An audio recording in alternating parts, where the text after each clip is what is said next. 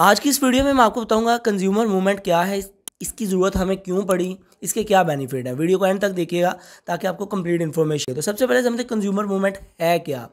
Simple word में अगर कहा जाए तो ये एक ऐसी मूवमेंट है जो कंज्यूमर क्या होता है, जो प्रोडक्ट को ख़रीद के इस्तेमाल कर रहे हैं। ठीक है, लाइक आपने कोई प्रोडक्ट खरीदी, बिस्किट खरीदा, आपने खाया, तो ये क्या है, आप क्या है, कंज्यूमर है। तो ये एक ऐसी सोशल फोर्स है जो कंज्यूमर के राइट्स को, कंज्यूमर के इंटरेस्ट को प्रोटेक्ट करने के लिए बनाई गई है। ठीक है, जैसे आपने एक बिस्किट खाया, आप कंज्यूमर है, बिस्किट ख़राब निकला, तो ये क्या है, आप क्या करेंगे, आपके तो पैसे वेस्ट हो गए ना।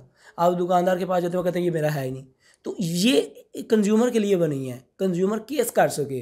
कंज्यूमर के जो सेलर है उसको डर होगा, फिर वो अपनी फूड क्वालिटी, अपनी चीज़ों को बेहतर करेगा।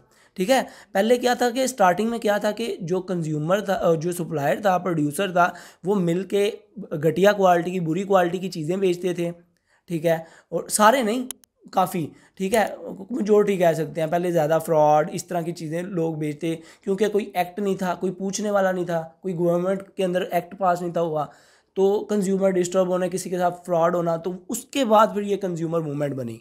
अमेरिकन पॉलिटिशियन ने ये स्टार्ट की, देन फिर आहिस्ता आहिस्ता पूरी दुनिया की तरफ आ गई।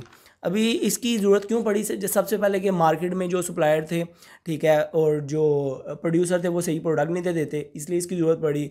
लैक ऑफ इंफॉर्मेशन थी। ठीक है, लोगों के पहले कंज्यूमर के पास सर्विस से रिलेटेड सही से इन्फॉर्मेशन नहीं थी होती, जिसकी वजह से उनको प्रोडक्ट ढूंढने में मुश्किलात आती थी, फ्रॉड होता था, डिफरेंट प्रोडक्ट लोग भेज देते थे। ठीक है, प्रोडक्ट की सेफ्टी के लिए बनाई गई कि जो अनहेल्थी, जो जहरीले प्रोडक्ट के अंदर चीज़ें इस्तेमाल होती हैं वो ना हो, या कोई अनहेल्दी फूड ना हो, उसके लिए बनाई गई। ठीक है, अनफेयर ट्रेड जो होती हैं, ठीक है, मार्केट में कंपेटिटर को प्राइस कम होने की वजह से क्वालिटी गिरा देते हैं, उसके लिए बनाई गई ताकि क्वालिटी ठीक रहे। तो ये सारी चीज़ों को देखते हुए बनाई गई। कंज्यूमर राइट को अवेयरनेस करने के लिए बनाई गई कि यार आप पैसे दे के चीज़ खरीदते हो, आपका राइट है, आपको सही चीज़ मिले, उनको बताया गया। ठीक है, अगर सही नहीं मिलती तो आप प्रॉपर उन पर केस कर सकते हैं कंज्यूमर एक्ट के बकौल। ठीक है, उसके बाद इकोनॉमिक चेंजेस आई, उसकी वजह से रेगुलेट गैप जो थे उसको फिल करने के लिए ये कंज्यूमर एक्ट बनाया गया, ताकि ये जितने भी मसले मसाइल हैं ये ख़त्म हों। तो इसका सबसे पहले बेनिफिट ये है कि कंज्यूमर को प्रोटेक्शन मिलती है। ठीक है, इम्प्रूव्ड इन्फॉर्मेशन मिलती है, जो कंपटीशन है उसमें इसको अच्छी क्वालिटी मिलती है अच्छी प्राइस में। और उसके बाद सोशल इम्पैक्ट आ जाता है इसका।